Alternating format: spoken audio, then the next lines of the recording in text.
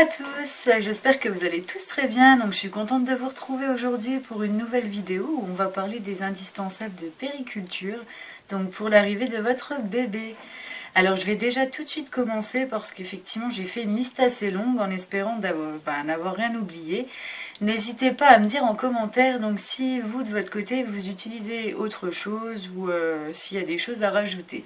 Voilà, alors on va déjà commencer donc par l'essentiel. Quand vous allez sortir de la maternité avec votre bébé, il va vous falloir déjà un maxi cosy où vous allez mettre votre bébé dedans pour le transporter en fait jusqu'à votre voiture. Donc voilà, ensuite arrivé à la voiture, il va vous falloir donc un siège auto adapté. Donc pour les nourrissons, bien vérifier en fait le poids et la taille quand vous allez acheter votre modèle de siège auto. Alors ensuite, donc ça c'est le Maxi Cosi moi que j'avais pris, c'est celui qui est sur ma poussette à la base, c'est une poussette trio. Donc il y a la partie où bébé est couché dedans. Ensuite il y a une partie donc cosy où il est un petit peu plus incliné et il y a vraiment le plan vraiment très incliné donc qui fait un peu poussette canne. Donc ça c'est vraiment super, je recommande à tout le monde de prendre une poussette trio quelle que soit la marque, c'est vraiment très pratique. Moi on me l'a offerte, je sais plus exactement la marque que c'est, il faudra que je le recherche et que je vous le mette donc en description. En même temps je vous mettrai donc sûrement une petite photo si je la retrouve. Voilà. Alors ensuite donc il va vous falloir, si c'est un bébé hiver, il va vous falloir donc une chancelière, c'est une espèce de petite couverture manteau que vous allez pouvoir mettre dans le cosy et ensuite donc rabattre sur votre bébé. Donc ça c'est hyper important donc pour être coupé du froid et du vent. Donc ensuite un manteau hiver si vous n'avez pas de chancelière, donc un manteau hiver de préférence combinaison où vous pouvez mettre les pieds dedans avec la petite capuche, c'est vraiment très pratique. Bien évidemment donc un bonnet. Si c'est donc bébé hiver, un petit bonnet en laine. Moi je sais que mon fils est né au printemps et je lui mettais quand même un petit bonnet en coton pendant plusieurs jours parce qu'à la maternité donc il vous demande toujours de mettre des petits bonnets et pour pas qu'il y ait trop de contraste, moi j'ai continué à lui mettre pendant plusieurs jours après. Ensuite donc il va vous falloir, donc ça c'est pas obligatoire mais moi ça a été indispensable à une certaine période, c'était le porte-bébé. Tout simplement pourquoi? Parce que mon fils a eu des coliques et du coup en fait il voulait être toujours donc allongé contre moi, le ventre appuyé contre moi. Et ça a été assez difficile parce que moi je pouvais pas rester non plus toute la journée comme ça. Donc il fallait bien que je bouge pour faire toutes les tâches, ménage, lessive, à manger, voilà. Donc ce que j'ai fait c'est qu'en fait j'ai opté pour le porte-bébé. Donc du coup au moins c'est un bon compromis. Ensuite, il vous faudra donc un sac à langer avec tout le nécessaire dedans. Donc vous pourrez en fait vous référer donc à ma vidéo précédente où je vous ai mis donc tout ce que moi je prends dans mon sac à langer pour emporter quand je sors avec bébé. Ensuite donc il va vous falloir, donc ça j'ai oublié de vous le mentionner dans la vidéo précédente, mais en fait moi j'utilise une thermos donc pour garder l'eau du biberon au chaud quand je sors avec bébé, parce que des fois vous allez dans des endroits il n'y a pas forcément de prise de courant ou d'adaptateur en fait pour la voiture, donc du coup en fait c'est toujours bien voilà d'avoir sa petite thermos sur soi. Donc moi j'ai celle de la marque Tefal qui est très très bien, je l'ai acheté dans le magasin Tefal en Allemagne. Voilà, ça fait plusieurs fois que je fais des sorties avec et ça garde au chaud plusieurs heures, c'est vraiment pas mal. Ensuite donc là on est passé à voilà, c'était la partie sortie, donc ça c'est tout bon. On va passer à la partie sommeil. Donc déjà en fait vous allez avoir besoin donc soit d'un petit berceau ou soit déjà directement d'un lit à barreaux. Alors sachant que moi j'ai pas pris de berceau, j'ai pris directement le lit à barreaux, donc le classique qui vient de chez Ikea. Donc le mieux c'est de prendre à plusieurs niveaux, comme ça quand il est petit vous le mettez donc au-dessus et ensuite quand il grandit, pour pas qu'il y ait d'accident qui passe par-dessus ou autre, vous le mettez donc au niveau inférieur. Ensuite avec ça, bon bien évidemment un bon matelas, essayez quand même de ne pas prendre trop le bas de gamme, hein. Essayez de prendre quand même un matelas assez confortable pour votre bébé. Et bien évidemment prendre les draps qui vont avec et en prendre au moins minimum 2 pour que quand vous en laviez un, vous en aviez toujours un deuxième de rechange le temps que l'autre sèche. Ensuite donc des gigoteuses, si vous arrivez donc à prendre des gigoteuses pour l'été et pour l'hiver, ça serait pas mal vu que l'été c'est plus léger en coton et l'hiver c'est assez molletonné, donc c'est comme une couverture sauf que là vous avez 2 rabats en fait tout simplement donc sur les épaules pour pouvoir fermer, donc ça évite en fait les risques d'étouffement. Voilà. Ensuite, donc là on va passer à... Oui, si c'est en fait un bébé qui a des reflux, pardon. Il va falloir lui prendre un coussin réhausseur parce qu'en fait ils peuvent pas dormir à plat, les bébés qui ont des reflux, c'est trop dangereux, donc il faut un plan un peu incliné. Donc si vous arrivez à prendre un coussin anti-reflux un peu incliné, quoi, c'est très très bien. Ensuite donc la partie voilà, moi j'aime bien ça, c'est l'indispensable vraiment pour moi, c'est le babyphone. D'ailleurs si j'avais pu avoir un visiophone, j'aurais pris plutôt le visiophone, mais le babyphone fait très bien son job. Donc voilà, au moins s'il y a quoi que ce soit, vous entendez votre bébé. Moi je l'ai gardé pendant 1 mois et demi dans ma chambre et après je l'ai mis dans son lit. C'est là qu'il a commencé d'ailleurs à faire ses nuits. Voilà. Alors pour la partie maintenant toilette échange, en tout premier il va falloir que vous ayez donc une table à langer. Donc soit une fixe comme moi j'ai, soit une mobile que vous pouvez trimballer. Donc il y en a un roulette en fait avec la baignoire intégrée dedans. Ça c'est pratique si vous n'avez pas de place chez vous. Ça c'est très très pratique. Ensuite, moi de mon côté, j'ai une douche à la maison, donc du coup j'ai pris une baignoire en plastique sur pièce qui est très pratique. De là, donc j'ai donc du gel douche, donc visage, enfin cheveux et corps, hein, ou alors un pour le corps, un pour les cheveux, mais c'est indispensable. Ensuite, une crème hydratante pour le visage et pour le corps. Donc ça, je ne donne pas en fait de marque tout simplement parce que chaque bébé est différent. Il y a une marque qui peut convenir au mien, mais par contre qui ne peut pas convenir à votre bébé. Donc ça, c'est à vous de trouver le bon compromis pour votre enfant. Ensuite, donc, une crème pour les fesses, tout simplement en cas d'érythème, d'irritation. Voilà, c'est toujours bien d'avoir une crème pour le change. Ensuite, donc, forcément des couches. Faites attention de ne pas acheter trop de couches à l'avance parce qu'en fait, bébé grandit très très vite. Donc du coup, vous allez vous retrouver avec plusieurs paquets sur le bras si vous achetez trop d'avance. Donc évidemment, acheter au fur et à mesure, c'est le conseil que je peux vous donner pour éviter le gaspillage. Enfin, après, c'est pas gaspiller, vous pouvez toujours en donner à quelqu'un ou les revendre, mais bon, voilà. Alors ensuite, donc moi vous avez vu dans l'ancienne vidéo, enfin dans la vidéo précédente, je n'utilise pas de lingette pour les fesses de mon enfant. Je le change en fait avec du liniment et des cotons. Donc soit j'achète les cotopads en pharmacie qui se vendent par paquet de 200, ou alors je prends tout simplement les cotons donc, que vous trouvez dans n'importe quelle grande surface. Voilà. Alors ensuite, donc un paquet de lingettes, donc voilà, pas pour le change de ma part, mais en tout cas donc je l'utilise pour s'il faut que je nettoie les mains de bébé ou si j'ai renversé quelque chose. Voilà, c'est toujours utile d'avoir un paquet de lingettes à proximité. Ensuite, donc pour ma part, les sacs à couches, comme je vous en ai parlé dans la vidéo précédente également, je les utilise dans mon sac à langer, mais également à la maison.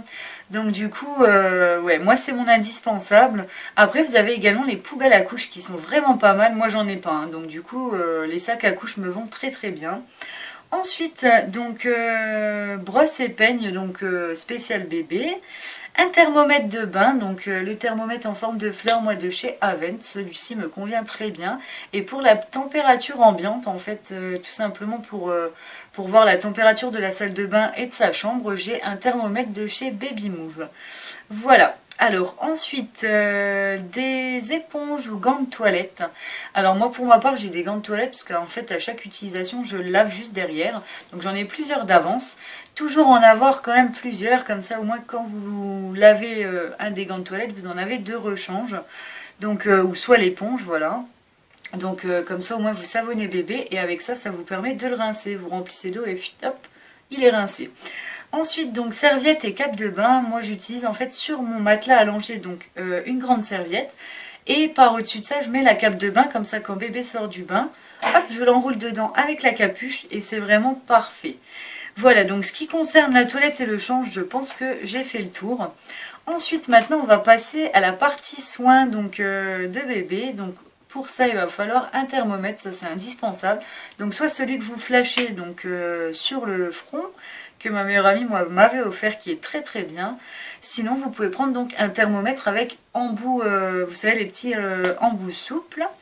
Donc du sérum physiologique, alors ça vous pouvez en prendre une bonne quantité d'avance parce que de toute façon vous en avez besoin tous les jours. Donc que ça soit pour laver les yeux de bébé ou le nez de bébé. Donc forcément avec ça des compresses stériles pour laver les yeux de votre enfant. Ensuite, un mouche bébé, comme ça, donc quand votre enfant a le nez encombré, tout simplement, vous mettez un petit peu de sérum phi dedans et vous aspirez avec le mouche bébé. Je crois que le mien c'est de la marque, que je dise pas de bêtises, je crois que c'est Phytomère, avec les embouts qui s'enlèvent à chaque fois, avec un filtre dedans, donc pas d'inquiétude, vous n'avez rien qui rentre dans la bouche. Alors ensuite donc de la vitamine D, ça c'est le pédiatre qui viendra faire la visite à l'hôpital de votre bébé, qui va vous prescrire la vitamine D. Il va falloir les donner jusqu'à je ne sais plus combien de mois de bébé, mais c'est hyper tard. Alors ensuite donc du Doliprane en suppôt ou en pipette, c'est bien d'avoir également du Gaviscon, donc en cas de reflux pour votre enfant. Moi je sais qu'il fait des reflux internes, le pédiatre m'a prescrit du Gaviscon et c'est très utile.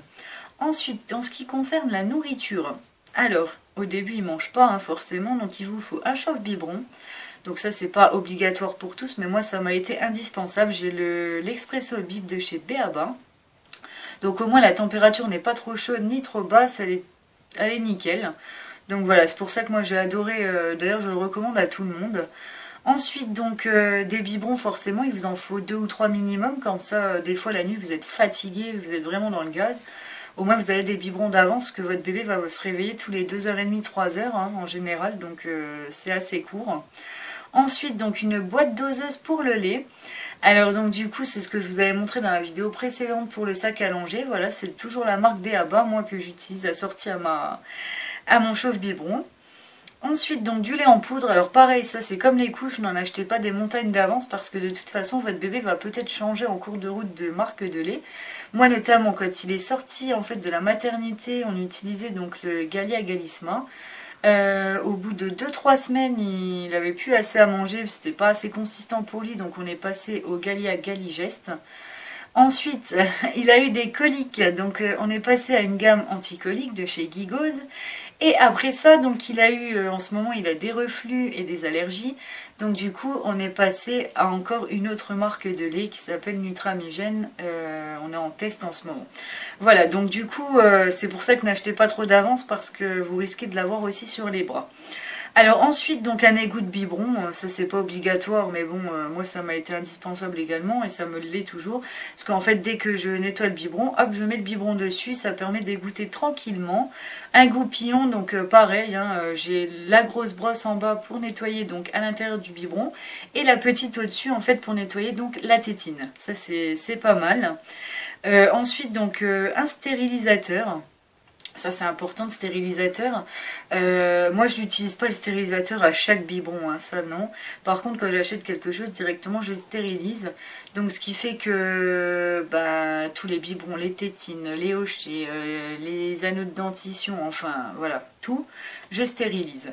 Ensuite du nettoyant biberon, moi au départ j'ai utilisé du liquide vaisselle. Je me suis aperçue que l'odeur était assez forte dedans. J'avais peur que mon fils à l'intérieur le sente quand il boive son lait. Donc du coup j'ai opté en fait pour un nettoyant biberon, je crois que c'est de la marque Renette et c'est très très bien parce qu'au moins l'odeur est neutre. Voilà. Alors ensuite on va partir à la partie éveil. Donc moi au départ, donc pour les premiers jours et les premières semaines de bébé, j'utilisais donc le Kokuna Baby que mon frère m'avait offert. C'est très très bien, ça c'est un indispensable pour les débuts. Surtout que vous revenez de la maternité, vous savez pas encore trop quoi faire. Vous êtes là avec votre maxi cosy, le bébé, vous dites bon j'en fais quoi, je fais quoi maintenant, je suis toute seule, voilà. Donc au moins vous le mettez dans le Kokuna Baby, ça porte bien ce nom, c'est comme un petit cocon, il est bien en sécurité à l'intérieur et comme les bébés font que dormir au départ de toute façon, c'est très bien de le mettre dedans. Ensuite donc moi j'ai pris le Transat, alors j'en avais un d'abord de chez Baby, je sais plus la marque. Enfin bref, donc c'était un Transat que vous mettez au sol, mon bébé n'aimait pas trop rester dedans. Et là j'ai acheté en fait, il y a pas mal de temps maintenant, mais le Transat Up and Down de chez B.A.B.A. il est super parce qu'en fait il a plusieurs niveaux. Et notamment en fait votre bébé peut être à votre niveau quand vous êtes assis, donc ça c'est vraiment parfait. Parce que quand vous lui parlez et que vous rigolez avec, au moins il est à votre hauteur et il adore ça. Enfin pour ma part, mon fils en tout cas, il adore. Alors ensuite donc pour la partie un petit peu jouet d'éveil etc, vous pouvez mettre déjà l'arche de la petite arche en fait d'éveil que vous pouvez accrocher directement au Transat. Alors ça c'est pas mal, il y a des petites peluches qui, voilà, qui pendent avec plein de petites choses, des petites breloques. Et ça bébé donc dès le plus jeune âge en fait peut déjà regarder. Et après une fois que sa motricité donc lui permet, il va pouvoir toucher ces petits jouets. Donc moi pour le bain également je prends des petits jouets là que tout le monde a, hein. Je les remplis d'eau, après donc j'arrose mon bébé avec et il adore ça, il fait que de rigoler, donc ça je le recommande également. Ensuite pour la partie vêtements maintenant, donc déjà en premier temps il va vous falloir le mobilier donc pour ranger en fait les vêtements. Donc moi j'ai pris les deux, hein, commode et armoire, comme ça dans la commode je peux mettre les bodys, les pyjamas, donc le t-shirt, etc. Et dans l'armoire je vais pouvoir ranger toutes ces vestes et ses chaussures. Voilà, donc il va vous falloir en fait des bodys. Alors ça il va vous en falloir à la pelle, donc n'hésitez pas à en acheter quand même pas mal d'avance. N'en achetez pas que un ou deux ou trois, parce que là ça va pas être assez. Des fois vous changez des 2, 3, 4 fois votre body dans la journée parce que votre bébé s'est sali. Donc n'hésitez pas vraiment à en acheter plusieurs d'avance. Ensuite, donc moi j'ai pris body manche courte et manche longue. Ensuite des pyjamas, donc important les pyjamas, petit conseil, essayez de les prendre avec une fermeture en fait devant, les petites pressions, parce que vraiment au début on n'est pas à l'aise de les fermer derrière, il faut manipuler bébé et tout, c'est pas trop pratique. On va dire pour les premiers jours, premières semaines, etc. Le mieux c'est de prendre des pyjamas qui se ferment sur le devant. Ensuite donc des paires de chaussettes, des moufles, parce qu'en fait quand bébé il naît il a les ongles hyper longs et qui poussent très très vite, et comme on peut pas lui couper tout de suite, c'est bien de prendre des moufles pour pas qu'il se griffe le visage. Ensuite donc vraiment l'indispensable, que ça vous êtes obligé d'avoir en stock inimaginable, c'est des bavoirs, parce qu'en fait bébé de toute façon il va vous falloir le changer je ne sais combien de fois dans la journée au niveau du bavoir. Ça c'est pareil, il va falloir un stock assez gros. Donc n'hésitez pas à en acheter. Ensuite donc des langes, hein, c'est pareil, ça va vous en falloir également. Et donc des bonnets, comme je le disais, au moins pour les premiers jours, parce que du coup, ben, à la maternité, comme il a le bonnet durant le séjour, c'est bien de lui continuer un peu pendant quelques jours ou quelques semaines. Voilà. Donc écoutez, je pense avoir fait le tour, je pense ne rien avoir oublié. En tout cas, bah, j'espère avoir répondu à vos interrogations. Merci de m'avoir regardé. N'hésitez pas à liker ma vidéo si elle vous a plu et à vous abonner à ma chaîne pour m'encourager. En tout cas, donc je vous dis à très bientôt. Bonne journée à vous!